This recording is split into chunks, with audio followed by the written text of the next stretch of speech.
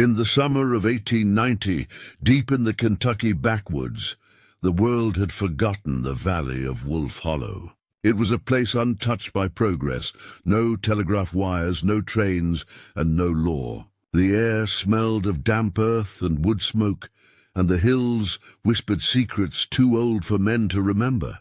That's where the Rodenbeck family lived, or rather, hid. Their cabin stood where the forest turned black from rot and the creek ran red with clay. Locals called them the hill ghosts. No one ever saw them in town. No one wanted to.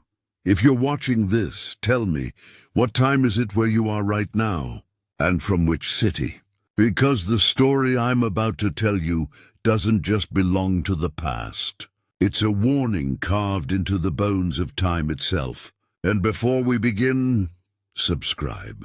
Because what you're about to hear was almost erased from American history. It began when a census taker named Elias Boone arrived in the valley. He was 33, an educated man from Lexington, carrying a worn notebook and a revolver he barely knew how to use. His assignment was simple: record every household for the federal count. But when he asked old locals about Wolf Hollow, their eyes went flat. One storekeeper told him, "Ain't nothing there but sickness and sin. You stay on the road, boy." Boone didn't. Curiosity was stronger than caution. He rode for 2 days through twisted trails until he found the Rodenbeck cabin, a sagging structure half swallowed by vines. Smoke rose from the chimney. The air was thick with something sweet and rotten, like herbs left to die in a jar. And there, standing in the doorway, were 2 men, tall, pale, identical. The Inbred brothers. They looked like reflections of each other, their faces long and narrow, eyes the color of stagnant water. Boone forced a smile. "Good evening. I'm here for the census." They said nothing, just stared. One of them, the taller, stepped forward. His name, as Boone would later learn, was Cyrus Rodenbeck. "We don't count," he said softly. "Not us." Boone explained his duty, tried to show the official papers. The brothers exchanged a look. Then from behind them he heard a faint sound, something like a chain dragging across wood, and a woman's low cry. That's when the stench hit him. Beneath the herbs and smoke was the unmistakable smell of decay, human, animal, both. Boone's hand drifted toward his revolver. "Is there someone else in the house?" he asked. The second brother smiled, slow and crooked. "Family," he said. "Only family." They invited him inside. Boone hesitated, but the sun was already bleeding out behind the trees, and turning back meant riding blind through bear country. He stepped in. Inside, everything looked wrong. The furniture was handmade but uneven, childlike. Animal bones hung from the rafters. Dried flowers were nailed to the walls in strange, circular patterns. And then, that sound again, a shuffle from above. A whisper. He looked toward the staircase. "Attics not for guests," Cyrus murmured. Boone felt his throat go dry. He could see now that the walls were damp, not from rain, but from something seeping through the wood itself. The smell was stronger here, thick and alive. He forced himself to continue, asking questions, writing down names, though the answers were half nonsense, fragments of Bible verses and local myths about bloodlines and purity. By the time he left, night had swallowed the hollow. The brothers watched him go, faces blank in the moonlight. He didn't know it then, but the notebook he carried, with its careful records and trembling notes, would become the only surviving evidence of what happened inside that cabin.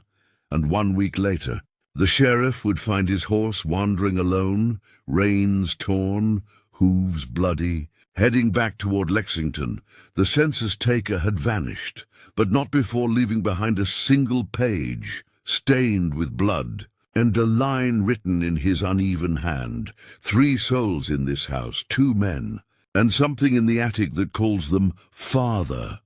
By the time word reached Sheriff Amos Cutter in the nearby town of Stanton, Elias Boone had been missing for 10 days. His horse had turned up half-starved near the main road, saddle torn and one of its hooves cracked from panic running.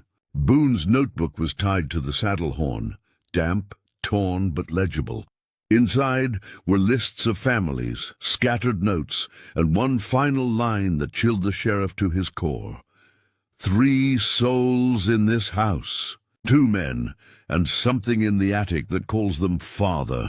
Sheriff Cutter wasn't a superstitious man, but he'd grown up in these hills. He knew the stories, whispered by drunk hunters and old women, about the Rodenbeck bloodline. Folks said they'd been living up there since before the Civil War, marrying only within the family, birthing children who came out wrong, blind, pale, or worse. But no one had ever gone up to prove it. Until Boone. If you're still watching this, tell me, what city are you in? And what time is it right now? Because as you listen, remember this. The deeper you go into a place like Wolf Hollow, the more the rules of the world stop working. Sheriff Cutter gathered 2 deputies, both young and terrified, before they even started the ride. By the 2nd day, one of them turned back after hearing something in the trees. A sound like crying that echoed from nowhere. The sheriff and his remaining deputy, Tom Hensley, pressed on. When they reached the Rodenbeck cabin, the forest had gone silent. No birds, no wind. Just the slow creak of the old porch boards, shifting with the weight of their steps. The door was open. Inside, they found the place almost exactly as Boone had described. Crude furniture. Bones hanging like wind chimes, the strange circular patterns of dried herbs and flowers, and then they found the smell. It was sweet at first, like rotting fruit, but beneath it lay something else, something human. They followed it to the back of the cabin, where a trap-door sat half-hidden under an old bearskin rug. Cutter pried it open. The air that rose from below was cold, wet, and thick. He raised his lantern, and for the first time they saw the root cellar. The floor was lined with straw soaked in something dark. Against the far wall were wooden crates filled with herbs and glass jars. But there were also bones, not animal this time. Small, delicate bones, a child's. Then came the sound, a dragging noise from above in the attic. Cutter and Hensley exchanged a look, weapons drawn, and slowly ascended the stairs. The boards creaked under their boots. Every sound echoed like thunder in the silence. When they reached the top, they saw a locked door, reinforced with planks nailed from the outside. Something moved behind it, a shuffle, a moan. The sheriff unlatched his lantern from its hook and kicked the door open. For a moment his mind couldn't make sense of what he saw. The air was heavy with the stink of rot and old blood.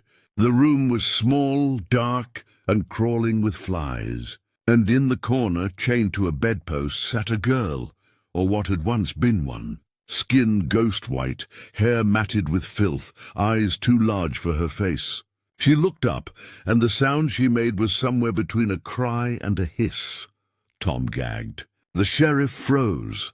The girl tried to speak, but her tongue moved strangely, as if unused to words. On her neck, Cutter saw a brand, a burned symbol, circular and crude, like the ones nailed to the cabin walls downstairs. Around her were small bones, arranged in spirals, each one tied with red thread. Then came a creak from the stairwell. Someone else was in the house. The sheriff spun, lantern swinging wildly. Downstairs, footsteps, slow, deliberate, voices whispering. Cutter motioned for Hensley to guard the attic while he descended. The smell of smoke hit him before he reached the bottom. The brothers were back. Through the haze, Cutter saw Cyrus and Ezra Rodenbeck standing in the doorway, calm as stone. Cyrus spoke first. "You shouldn't have come here, lawman. She ain't for the world outside. Where's Elias Boone?" Cutter demanded. Ezra smiled, eyes glinting. "Boone's counted now, same as all the others." And then the brothers lunged. Gunfire erupted, deafening in the small room. Hensley screamed from above, the sound twisting into something inhuman before being cut short. Cutter fired again and again until the lantern shattered, plunging everything into fire and darkness. By dawn, the cabin was gone, burned to the ground. Sheriff Cutter was found 2 miles away, wandering through the woods, eyes glassy, muttering only one phrase.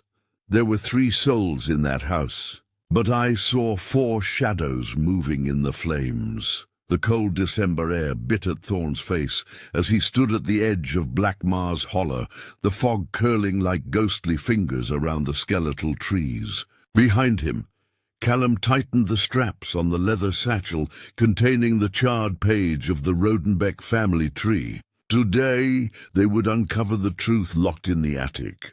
The fog made the cabin seem closer than it was, a dark wound in the pale grey landscape. Thorne had ridden these trails dozens of times, but the sense of dread that clung to this valley was different, ancient, patient, and unrelenting. As they approached the porch, 2 of the brothers, Hezekiah and Jubel, were already outside, moving slowly, methodically, as though expecting visitors of ill intent.